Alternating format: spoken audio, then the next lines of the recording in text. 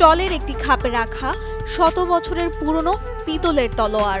এর পাশেই পালকি, ঢেকি, দোয়াত সহ পুরনো নানা ঐতিহ্যবাহী জিনিসপত্র।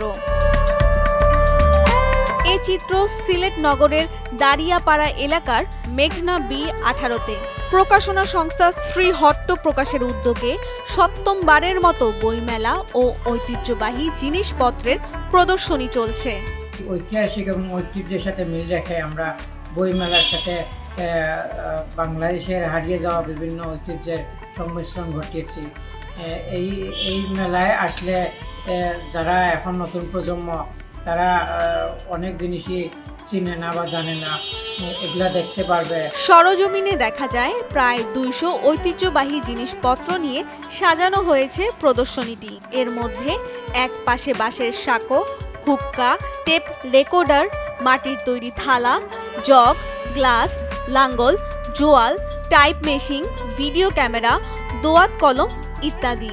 অন্য পাশে চলছে বইমেলা। 10 জানুয়ারি থেকে শুরু হওয়া এ প্রদর্শনী চলবে 10 ফেব্রুয়ারি পর্যন্ত।